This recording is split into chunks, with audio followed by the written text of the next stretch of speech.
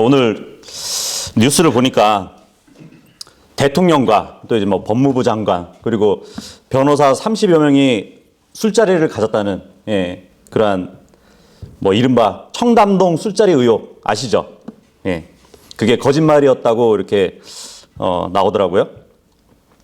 김 의원이라는 사람이 있잖아요. 그 해당 의혹을 공개적으로 그러니까 처음 제기한 사람이 김 의원인데 이분이 이제 대통령과 뭐 관련된 분들에 대해서 심심한 유감을 표합니다 그러더라고요. 그게 좀 심심하게 사과를 하더라고요. 보통 유감하면은 피해자가 가해자한테 하는 말 아닌가요? 그죠? 가해자가 피해자한테 하는 말은 아니잖아요. 그죠? 그래서 막 지금 뭐 국민들이 사퇴해라, 물러나라 이제 막 그런 이야기들이 많은데 막 그렇게 촉구하고 있는데 이제 이분이 가지고 있는 게 그걸 거예요. 면책 특권. 면책 특권이라고 아세요? 말 그대로 그냥 형사적 책임을 면제해 준다는 말이잖아요. 그러니까 국회의원이 의원회에서 행한 그 발언이 뭐 설사 제3자에게 명예를 해치는 경우가 있다 하더라도 형사상의 책임은 물론이고 민사상의 책임도 지지 않는 것을 얘기하거든요. 그래서 그거를 바라고 있을 것이에요. 근데 중요한 것은 물론 이제 이분은 어떤 증인으로 인해서 그게 진실이라고 생각을 하고 의혹을 제기한 거잖아요. 그죠? 그런데 그 증인이 허위 사실인지 충분히 알 수 있는데도 불구하고 그 사람의 증언을 가지고 의혹을 제기한다. 그것은 면책 특권에 적용이 안 된다고 그렇게 알려져 있거든요. 근데 이러한 사항이 2000년 전에도 있었어요. 유대인들이 예수 그리스도를 죽이기 위해서 거짓 증인을 세워가지고 죄로 몰아놓잖아요. 그래서 어떻게 해서든 예수님을 죽이려고 했던 그런 시도가 있었단 말이에요. 근데 이들은 그냥 이 증인이 한 말을 믿고 한 것이 아니라 자기들이 거짓 증인을 세워버린 거예요. 그러면서까지 예수님을 죽이려고 했던 그러한 일이 2000년 전에도 있었다는 것이에요. 그래서 우리가 그것을 살펴보도록 하는데 유대인들은 예수님을 죽이기 위해서 7가지의 거짓 고소를 하게 됩니다. 7가지의 거짓 고소를 하게 되는데 그래서 우리가 하나하나 찾아보고 살펴보려고 그래요. 누가복음 23장 13절에서 16절까지 보시면 제가 읽어볼게요. 빌라도가 수제사장들과 치리자들과 백성을 함께 불러 그들에게 이르되 너희가 이 사람을 내게 데려와 백성을 바른 길에서 떠나게 하는 자라 하였도다. 보라, 내가 너희 앞에서 그를 조사하였으나 너희가 그를 고소하는 그 일에 대해 내가 이 사람에게는 아무 잘못도 찾지 못하였고 내가 너희를 헤롯에게 보내었지만 그 역시 전혀 찾지 못하였도다. 보라, 그는 죽을 일을 하지 아니하였느니라. 그러므로 내가 그를 징계하고 놓아주리라 하니. 빌라도가 이제 유대인 앞에서 이 말을 하고 있는 것이거든요. 30년 동안 율법을 모두 지키신 그 예수님은 같은 동족 유대인들에게 고소를 당하셨어요. 근데 그 소송에 따라서 예수님에 관해서 여러 가지 신문을 했던 이 재판장 빌라도는 로마법에 따라서 아무리 봐도 예수님은 사형죄에 해당하지 않는다는 그 결론을 내게 됩니다. 사형에 처할 만한 죄를 찾지 못한 것이에요. 그렇다면 빌라도는 바르게 판결을 내린 것이에요. 그죠? 하지만 빌라도는 곧바로 예수님께 태형이라는 그 벌을 내리려고 합니다. 태형이 뭔지 아시죠? 채찍으로 치는 벌을 얘기하거든요. 그래서 내가 사형에 해당되는 죄는 찾지 못했지만 내가 채찍으로 때리는 벌은 줄게 그렇게 얘기를 하고 있는 것이에요. 그렇다면 빌라도가 봤을 때 예수님이 매 맞을 짓은 했나요? 그것조차도 안 했잖아요. 예. 죄가 없으면 풀어줘야지 왜 매를 때릴까요? 그것은 바로 빌라도가 예수님을 때리고 놓아주겠다는 얘기예요. 예. 왜냐하면 지금 유대인들 고발한 자들의 마음을 사기 위한 그 해결책으로 예수님을 때리고 나서 보내준다는 얘기거든요. 놓아준다는 얘기거든요. 왜냐하면 빌라도는 이 고소자들, 유대인들을 두려워했기 때문이에요. 죽일 만한 죄는 없으니까, 그죠? 법대로 죄수를 놓아주긴 해야 되는데, 사람들이 이렇게 막 죽이라고 아우성거리니까, 너무 극성적으로 죽이라고 하니까, 때려서라도, 그 사람들의 마음을 만족시키려고 했던, 그 빌라도를 우리가 볼 수 있다는 것이에요. 근데 빌라도가 백성을 두려워하는 데는 그럴 만한 또 이유가 있습니다. 당시 이 로마는 많은 나라들을 정복했던 나라였어요. 그죠? 그래서 엄청난 영토를 차지했는데 그 중에는 정복하진 않았지만 그 로마의 속국으로 있는 나라들이 또 있었어요. 그러니까 어떻게 보면 피정복 국가를 다스리기도 했단 말이에요. 그 중에 한 국가가 이스라엘이었습니다. 그래서 그러한 나라마다 피정복 국가마다 로마에서 빌라도 같은 총독들을 하나씩 세워요. 그리고 이제 로마 황제가 그 총독들을 세우면서 바라는 게 한 가지가 뭐냐면 그 다스리는 나라의 치안을 잘 돌보고 평안하게 잘 다스리고 중요한 것은 또 그 지역에서 세금을 잘 징수하라는 그러한 일을 맡긴 것이에요. 그런데 그 나라들에서 막 밀란이 일어나고 시끄러운 소리가 들리거나 뭐 반역이 일어났다는 그러한 소리가 들리면 그 지역에 배정된 총독들은 황제의 눈밖에 벗어나게 되는 것이에요. 그렇다면 이 빌라도는 자기가 세워진 그 나라에서 그 총독 역할을 잘했을까요? 근데 빌라도는 이미 몇 차례 예루살렘에서 소동을 일으켰던 자입니다. 역사 기록을 보면은 그 나라의 수도 사업을 위해서 돈이 필요했어요. 돈이 필요해가지고 어떤 일을 했냐면 성전 금고를 사용해가지고 그러니까 성전 금고를 사용하려고 해가지고 반란을 샀습니다. 그리고 한 번은 로마 황제의 그 초상이 그려진 국기를 들고 예루살렘으로 행군하는 일을 빌라도가 했었단 말이에요. 그런데 유대인들은 그거조차 우상숭배로 여겨가지고 또 혐오를 느끼는 바람에 유대인들의 농성을 사기도 했어요. 그리고 성경에도 이제 한 가지 사건이 나오는데 빌라도가 하나님께 헌물을 드리던 그 사람들을 그 자리에서 죽인 사건이 있어요. 누가복음 13장 1절 2절 보면 그러한 사건을 저질렀습니다. 그래서 이 사건은 유대 전역에 퍼져서 큰 동요를 일으키기도 했어요. 그래서 만약에 이 빌라도의 소동이 황제 귀에 제대로 전달됐으면 빌라도는 아마 총독 자리에서 물러났을 수도 있었을 겁니다. 그래서 빌라도는 이같이 정가가 많은 사람이에요.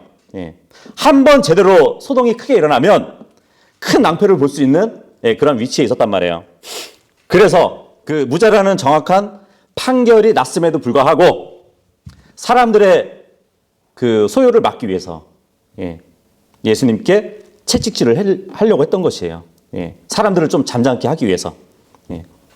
자기 자리를 위협할 수 있는 사람들이 두려웠기 때문에 빌라도는 대제사장들이 예수님을 시기하는 것도 잘 알았고 죄 없는 예수님을 정말 죽이고자 하는 그들의 마음을 잘 알았기 때문에 하지만 죄를 찾을 수 없었으니까 이렇게 하려고 했던 것이었어요.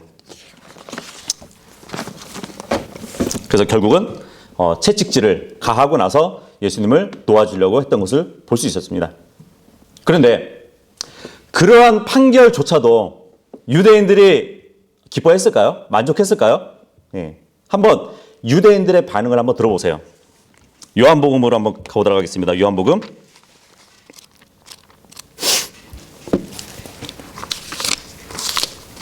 19장. 요한복음 19장 6절하고 7절 보시면, 그러므로 수제사장들과 직무 수행자들이 그분을 보고 소리질러 이르되 그를 십자가에 못 박으소서, 그를 십자가에 못 박으소서 하니, 빌라도가 그들에게 이르되 너희가 그를 데려다가 십자가에 못 박으라. 나는 그에게서 아무 잘못도 찾지 못하노라 하므로. 예. 그리고 유대인들이 그에게 응답하되 우리에게는 법이 있는데 우리 법에 따라 그는 죽어야만 하리니 이는 그가 자신을 하나님의 아들로 만들었기 때문이니이다 하니라. 예. 이렇게 지금 유대인들은 이제 빌라도에게 거짓 고소로 어떻게 하든 예수 그리스도를 죽이려고 발악을 하고 있는 것을 볼 수 있어요.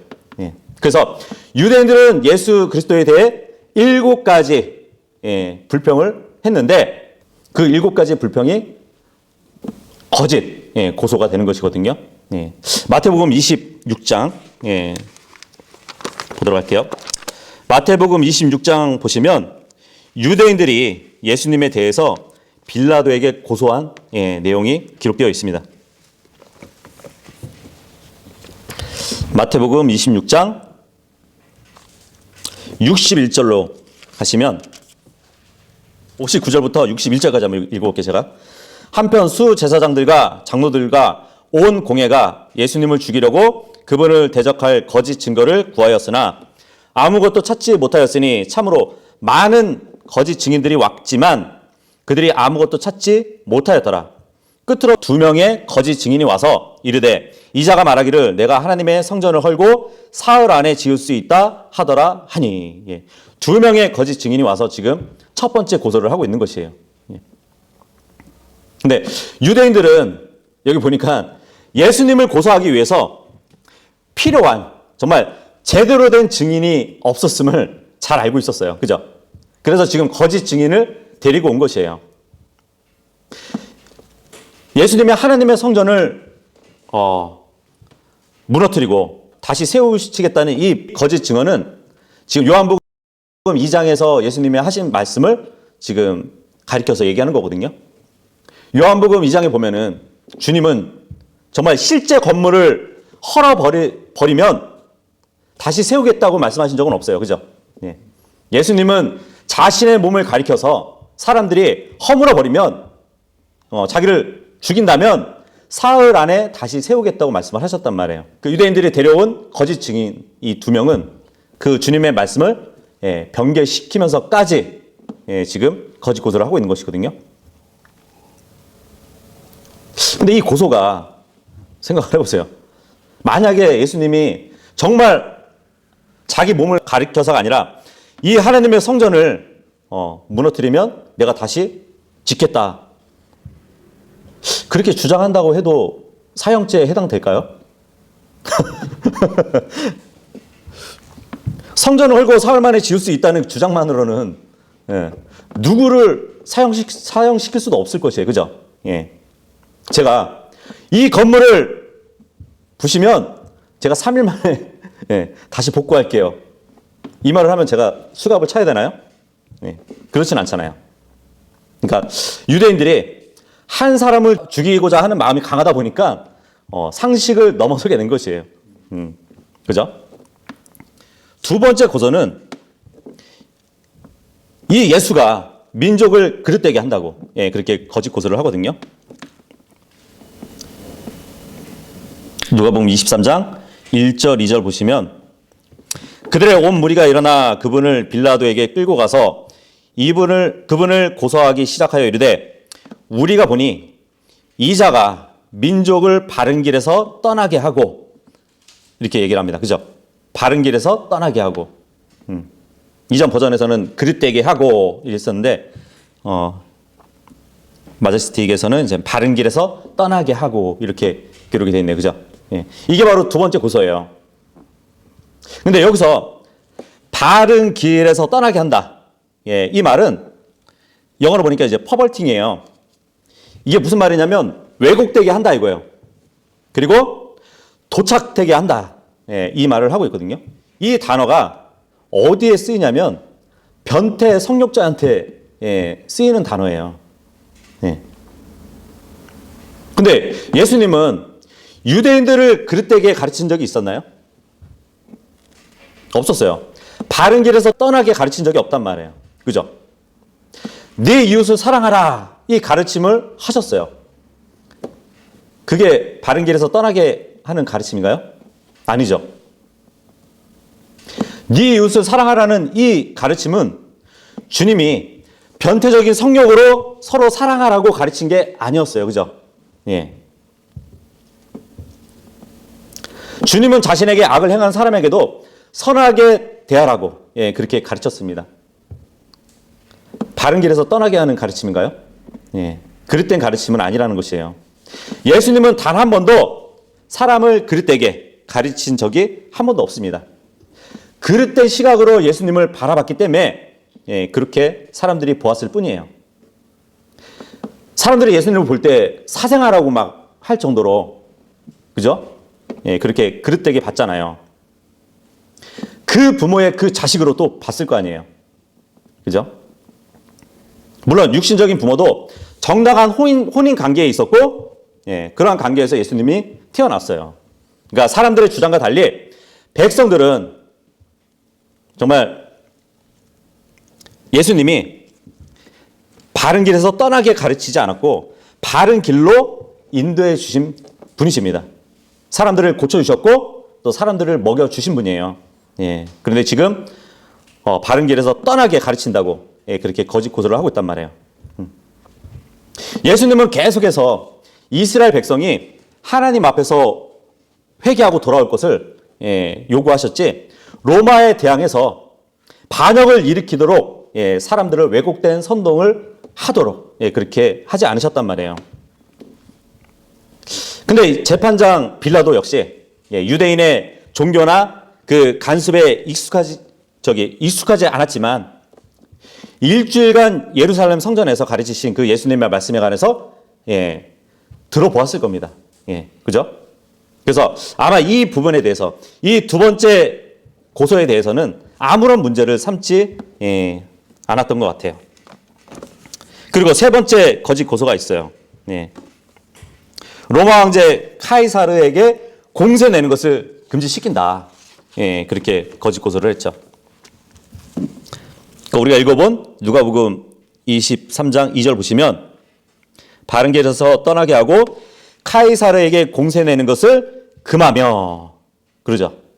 예. 그런데 정말 그랬나요? 예수님이 카이사르에게 공세 내는 것을 금지시켰나요? 이것도 사실이 아니에요. 유대인들은 지금 거짓말을 하고 있는 것이에요. 예수님이 왜 베들레헴에서 태어나신지 아세요? 마리아하고 요셉이 세금을 제대로 내기 위해서였어요. 예. 그죠? 그 주님의 생애에서 보면은 로마 정부에 세금 내는 그것으로부터 예, 시작을 또 하셨어요. 예. 그렇죠. 예. 예수님도 직접 세금을 내셨잖아요. 마태복음 17장에 보면 그 제자들한테 세금을 내야 된다고 그렇게 가르쳐 주셨단 말이에요. 그것도 한번 볼까요? 마태복음 22장.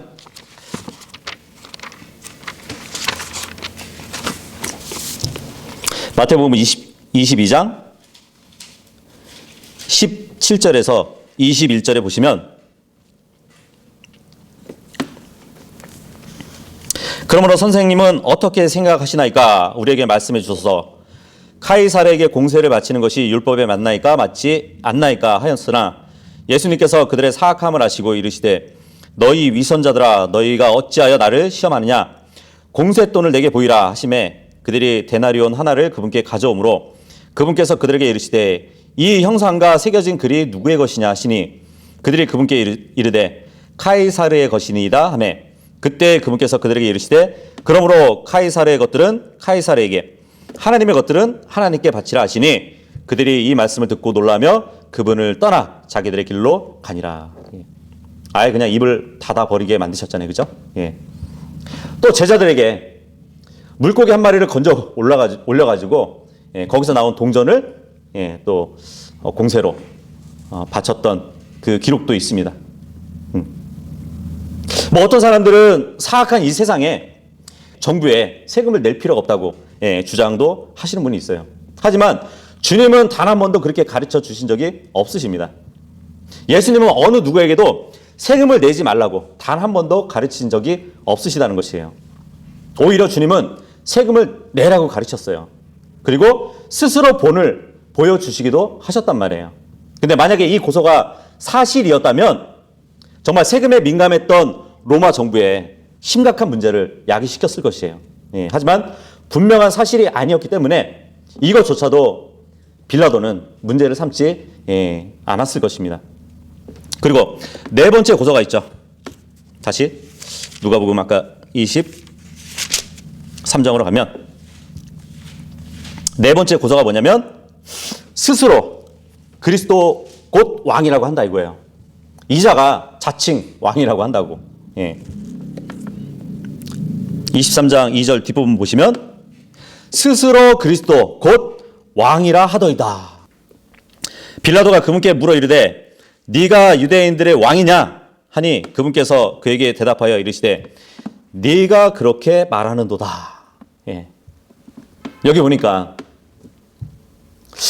2절에는 분명히 예수님이 스스로 그리스도 곧 왕이라 하더이다 이렇게 얘기를 했는데 3절에 보니까 예수님이 직접 내가 왕이다 말씀하지 않으세요. 그죠? 누가 얘기하고 있죠? 빌라도가 얘기하고 있어요. 예. 지금 예수님은 네가 그렇게 말하는도다 그러잖아요.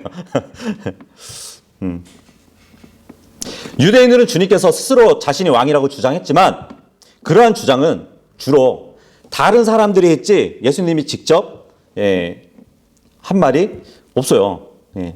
지금 빌라도가 예수님께 묻는 순간에도 그 대답은 주님이 아니라 지금 빌라도가 한 말이잖아요. 그죠? 예. 물론 예수님이 스스로 자신이 왕이라고 하신 그 말씀은 사실이에요. 예. 예수님은 하나님이 대언자를 통해서 약속하시고 보내신 그리스도이시고 왕이시잖아요. 그죠? 예수님은 영원히 다스릴 하나님 왕국의 왕이시란 말이에요. 백성의 죄를 용서하시고 백성을 회개하시기 위해서 이 땅에 오셨단 말이에요. 그래서 예수님은 자신이 그리스도이시고 왕이라는 것을 몇 차례 밝히셨어요. 예. 하지만 지금 유대 종교자들이 말하는 것 같이 이 로마를 전복시키고 혁명을 일으켜가지고 반역을 일으켜서 이 로마를 압제시킬 그 우두머리의 왕이 아니란 말이에요. 예. 그래서 유대인들은 이 고발 내용 중에 아무것도 예수님께 해당하는 것이 없는 줄 아니까 정말 그분을 죽이기 위해서 최대한 로마 정부를 자극시킬 만한 그러한 고소를 지금 하고 있는 것이에요.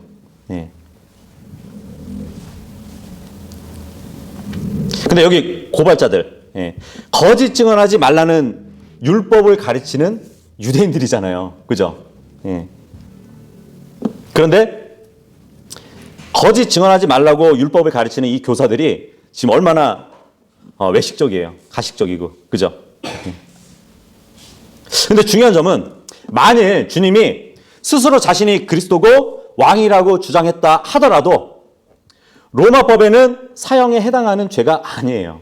네. 로마 정부는 사악한 정부였지만 공산주의만큼 사악하지는 않았단 말이에요. 그래서 로마 정부는 누군가 그러한 주장을 한다고 해서 그 사람을 죽이지는 않았다는 것이에요. 예. 자신이 왕이라고 주장한다고 해서 사형에 처하는 그러한 것은 로마법이 아니었어요. 어쨌든 네 번째 고소도 넘어갔고 다섯 번째 고소 5절을 보도록 할게요. 5절 그들이 더욱 사나워져서 이르기를 그가 온 유대인 거주지 전역에서 가르치고 갈릴리에서부터 시작하여 이곳까지 와서 백성을 선동하나이다 하니 백성을 선동한대요. 이게 다섯 번째 고소입니다. 유대인들은 지금 예수님이 백성을 선동한다고 주장하지만 무엇을 가르치고 선동했는지는 구체적으로 말은 하지 못하고 있어요. 그죠? 예. 왜냐하면 주님은 백성을 선동하신 적이 없기 때문이에요. 주님께서 성경을 가르치신 것은 로마의 법과는 아무런 관련이 없는 것이었어요. 그죠? 만일 주님께서 성경을 펴서 가르치셨다는 그 이유로 사형을 당해야만 한다면 유대인 종교 지도자들은 정말 다 사형감이에요. 그죠? 예.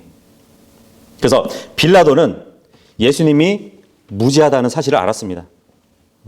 그래서 주님을 사형시키라는 명령을 할 수가 없었어요. 그리고 여섯 번째 고소가 있습니다. 여섯 번째 고소가 뭐냐면 그는 범죄자라고. 예. 이 자는 범죄자라고. 예. 그렇게 거짓 고소를 하거든요. 이건 요한복음으로 가보도록 할게요. 요한복음 18장 29절 30절 보시면 그때 빌라도가 그들에게 나가서 이르되 너희가 이 사람을 대적하려고 무슨 고속거리를 가져오느냐 하며 그들이 빌라도에게 대답하여 이르되 그가 범죄자가 아니라면 우리가 그를 당신에게 넘겨주지 아니하였으리이다 하니. 예수님을 범죄자 취급하고 있어요. 범죄자라는 것은 그 나라의 법을 어겼을 때 죄인이 되는 거잖아요. 그죠? 만약에 누가 범죄자라고 주장하려고 하면 어떤 법을 어겼는지 그것을 입증해야 돼요. 근데 아무런 증거를 제시하지 못하면서 그냥 누군가를 범죄자라고 하면 처벌을 할 수 있을까요? 처벌할 수 없잖아요. 처벌할 합당한 근거가 없잖아요. 그죠? 그래서 유대인들은 계속해서 주님을 거짓으로 고소하지만 주님께서는 단 한 번도 자신을 또 항변하지 않는 모습도 볼 수 있습니다. 왜냐하면 주님은 우리를 위해 털 깎는 자 앞에서 잠잠한 어린 양이 되셨기 때문이에요. 자, 그리고 일곱 번째 고소가 있습니다. 자신을 하나님의 아들로 만들었다는 것이에요. 요한복음 그대로 19장 7절 보시면 유대인들이 그에게 응답하되 우리에게 법이 있는데 우리 법에 따라 그는 죽어야만 하리니 이는 그가 자신을 하나님의 아들로 만들었기 때문이라 하니라. 자신을 하나님의 아들로 만들었대요. 로마법에는 뭐 하나님의 아들이라고 한다고 해서 사용할 수는 없지만 우리 유대인의 법에 있어서는 죽여야 마땅할 죄라고 그렇게 얘기하고 있는 것이에요. 하지만 이 주장 역시 사실이 아니에요. 주님은 자신을 하나님의 아들로 만들지 않으셨어요. 왠지 아세요? 하나님의 아들이기 때문이에요. 하나님의 아들이기 때문에 자신을 하나님의 아들로 만들 필요가 없잖아요. 예수님은 영원 전부터 하나님의 아들이었기 때문에 스스로 하나님의 아들로 만들 필요가 전혀 없었던 것이에요. 그래서 이 고소는 거짓 고소였던 것이에요. 요한복음 1장 1절에도 보면 처음에 말씀이 계셨고 말씀이 하나님과 함께 계셨으며 그 말씀이 하나님이셨더라 말씀을 하신단 말이에요. 말씀이신 예수님. 그리고 하늘에 증언하시는 세 분이 계신데요. 곧 아버지와 말씀과 성령님이시라고 말씀을 하신단 말이에요.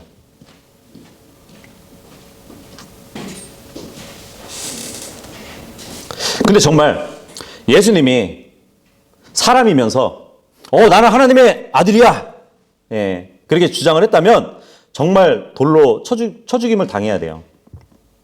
레위기 24장 16절에 보면 주의 이름을 모독하는 자는 반드시 죽일지니 온 회중이 반드시 돌로 그를 칠지니라. 타국인이든지 그 땅에서 태어난 자들인지 주의 이름을 모독하면 그를 죽일지니라 이렇게 되어 있단 말이에요. 만일 예수님이 하나님이 아니시라면 예수님은 하나님이시잖아요. 근데 사람이면서 자신이 하나님이라고 하면 신성 모독자가 된단 말이에요.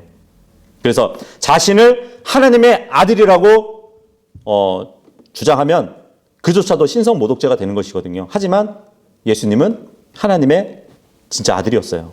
예. 그래 놓고서 이제 와서 주님을 지금 십자가에 못 박아 달라고 지금 빌라도에게 요구하고 있는 것이에요. 예. 근데 주님이 공생애 때 이렇게 돌아다니면서 사람들도 하나님의 아들이라고 막 고백도 하고, 마찬가지로 예수님도 자신이 하나님의 아들이었음을 증언하고 다녔지만 그때 돌로 쳐서 죽였어야 돼요. 근데 그렇게 하지 않았단 말이야. 그래 놓고 이제 와서 주님을 십자가에 못 박아 달라고 지금 빌라도에게 요구하고 있는 것이에요. 그래서 유대인들의 이제 우리가 살펴본 것처럼 7가지의 이유를 들어서 주님을 고소했지만, 로마법에 의하면 이 유대인들이 주장하는 그 어떤 고소도 사람을 사형시킬 만한 그 법이 없었어요. 그럼에도 불구하고 유대인들은 막무가내로 주님을 사형시키라고 빌라도에게 요구했고, 빌라도는 아무런 법적 근거가 없었지만 결국 그 요구에 응하게 됩니다. 왜냐하면 유대인들이 카이사르의 이름을 막 거론하면서 결국 막 압박을 했잖아요. 빌라도를 압박하는 바람에 결국은 그들의 요구를 들어줬던 것이에요. 그 요한복음 19장 12절 보시면, 이때부터 빌라도가 그분을 놓아주려 하였으나 유대인들이 소리질러 이르되 당신이 만일 이 사람을 놓아주면 당신은 카이사르의 친구가 아니니이다. 누구든지 자기를 왕으로 만드는 자는 카이사르를 대적하여 말하나이다 하니라. 지금 빌라도는 그 나라에서 소요를 일으키면 안 되는 입장이거든요. 그래서 결국은 빌라도가 자신의 위치를 지키기 위해서 무죄한 분의 죽음을, 그러니까 무죄한 분을 죽음에 내어주셨던 것이에요. 그래서 우리가 이 7가지를 우리가 살펴봤는데, 주님을 고소한 그 사람들이 예수님에게 내리고 싶었던 그 판결은 바로 십자가였던 것이에요. 근데 이 십자가 사형은 굉장히 충격적인 일이에요. 왜 이것이 충격적이냐면, 로마에는 사형 방법으로 십자가형만 있던 것이 아니었어요. 우리가 알다시피 침례인 요한이 죽었을 때 어떻게 죽었죠? 목이 잘려 죽었잖아요. 참수형이라는 것도 있단 말이에요. 목숨을 끊는 형벌이지만 고통이 짧아요. 그죠? 그런데 십자가형 같은 경우는 다른 방식이란 말이에요. 아주 잔인하고 고통의 시간이 매우 길어요. 정말 그 방법은 수치스러운 형벌이거든요. 벌거벗기고 정말 모욕적으로 행하는 형벌이란 말이에요. 그래서 로마 시민인 경우에는 십자가형을 집행하지 않아요. 그만큼 로마 시민이 죄를 져도 로마 시민만큼은 수치스럽고 모욕적으로 보여지지 않게 하기 위해서 십자가형은 받지 않도록 했단 말이에요. 뭐 노예나 아니면은 국가에서 가장 악독한 범죄자들, 흉악자들, 그런 자들만 그 공포심을 주고, 그러니까 사람들에게 공포심을 주면서 이렇게 경고하기 위한 또 형이 바로 십자가형이었단 말이에요. 근데 백성은 무죄 판결이 내려진 예수님을 그 잔혹한 십자가에 못 박아 달라고 소리질러 막 요청한 것이에요. 그래서 예수님은 우리를 위해서 십자가에 달리셨습니다. 예수님이 십자가에 달리셨을 때 어둠이 임했죠. 그죠? 우리를 대신해서 어둠 가운데 던져지신 것이에요. 예수님은. 주님께서 벌거벗겨진 채로 십자가에 달리셨어요. 계시록에 보면은 예수님의 눈은 모든 것을 꿰뚫어 보시는 눈이시거든요. 그래서 예수님 앞에 있으면 모든 사람들이 벌거벗은 것처럼 드러난단 말이에요. 그런데 예수님은 그런 눈을 가지신 분이심에도 불구하고 사람들에게 자신의 벌거벗음을 보여주셨단 말이에요. 아담과 이브가 죄를 졌을 때 자신들이 벌거벗은 것을 알고 굉장히 부끄러워했었어요. 그죠? 근데 주님은 우리의 부끄러움을 대신 당하시려고 벌거벗은 채로 십자가에 달리셨단 말이에요. 성경에 의하면 구원받지 못한 사람들은 영적으로 벌거벗은 사람들입니다. 그런데 예수님은 우리를 대신해서 벌거벗으신 것이에요. 구원받지 못한 사람들은 모두가 물 한 방울을 간구하지만 결국 물 한 방울 얻을 수 없는 지옥으로 다 가게 될 것입니다. 근데 예수님은 우리를 대신해 가지고 십자가 위에서 목마름을 호소하셨어요.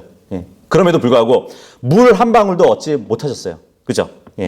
그래서 주님은 십자가 위에서 나의 하나님 어찌하여 나를 버리셨나이까 라고 부르짖었던 것이에요. 우리를 대신해서 하나님께 버림받은 거란 말이에요. 그래서 예수님께서 십자가 위에서 당하신 모든 일은 우리를 대신해서 당하신 것입니다. 만일 주님께서 당하지 않으셨다면 우리가 당해야 할 일이었던 것이에요. 저는 예수님께서 십자가 위에서 모진 고통을 당하신 그 사실에 대해서는 무척 가슴이 아프지만 다른 한편으로는 너무 다행스럽다고 또 감사하기도 합니다. 모든 사람의 죄값은 십자가에서 다 치러지신 것이에요. 만일 예수님을 믿고 대속을 받았다면 그 사람의 죄에 대해서는 그 누구도 죄를 묻지 않을 것이에요. 만일 주님께서 지금 공중에서 우리를 데리러 오신다면 죄에서 해방된 우리, 죄로부터 구원받은 우리는 들림받아서 공중으로 올라갈 것이에요. 그리고 구원받은 모든 사람들이 그리스도의 심판석에서 서게 될 것입니다. 하지만 감사하게도 그 자리는 죄를 묻는 자리가 아니에요. 주님께서 그 자리에서 구원받은 사람들의 죄를 묻지 않을 것이란 말이에요. 왜냐하면 구원받은 사람들의 모든 죄값은 십자가 위에서 치러졌기 때문입니다. 그 자리는 죄가 아니라 주님을 위해서 어떻게 살았는지를 묻는 자리예요. 그래서 이 땅에서 우리는 지옥에 가지 않기 위해서 죄를 피하는 것이 아니라 그 죄가 모든 것을 망쳐놓기 때문에 죄를 피하는 것이에요. 우리의 신앙생활을 망치기 때문에. 죄라는 것은 우리의 가정을 망치잖아요. 그죠? 교회를 망치고 우리의 각자의 사역을 망친단 말이에요. 간증도 망쳐버리고 하나님과의 교제도 망쳐버린단 말이에요. 그래서 구원받고 나서의 죄 짓는 것, 이것은 구원받은 사람을 지옥으로 보내는 것이 아니라 가정과 교회와 사역과 간증과 교제를 망치기 때문에 또 하나님의 마음을 아프게 하기 때문에 그래서 우리가 죄를 피하는 것이에요. 그래서 예수님은 십자가 위에서 하신 그 마지막 말씀, 다 이루었다. 우리의 구원을 위해서 필요한 모든 것을 예수님께서 십자가 위에서 다 이루셨습니다. 그래서 우리는 우리의 인생에 있어서 무슨 일이 생겨도 지옥에 가지는 않을 것이에요. 영원히 부끄러움을 당하지 않을 것입니다. 그리고 영원히 목마르지 않을 것이에요. 그래서 우리의 구원을 위해서 필요한 모든 일이 십자가 위에서 다 이루어졌기 때문에 정말 이전에 성경에서 예언되었던 그런 것들, 사람의 구원 계획, 또 우리를 하늘나라로 데려가실 그 일을 위해서 육신을 입고 이 땅에 오신 예수님께서 성취해 주신 것에 대해서 우리는 정말 영원토록 감사드려야 할 일인 것이에요. 이 세상의 운명을 알고 싶으면 우리는 성경을 읽어야 됩니다. 성경에 기록된 모든 것들은 다 성취될 것이에요. 그죠? 그래서 주님께서 말씀하신 것은 그것이 무엇이든 간에 그대로 이루어질 겁니다. 예수님께서는 전에도 통치하셨고 지금도 통치하고 계시고 앞으로도 통치하실 분이에요. 그래서 우리가 이제 구원받은 자로서 아무것도 염려하지 말고 정말 두려워할 필요도 없습니다. 그래서 예수님이 말씀하신 대로 너희는 마음에 근심하지 말라고 하나님을 믿고 또 나를 믿으라고 하신 그 말씀을 믿고 우리가 주님의 말씀을 힘입어서 하루하루의 삶을 감사로 영위해 가면서 사는 모두가 될 수 있기를 바라겠습니다. 좋습니다.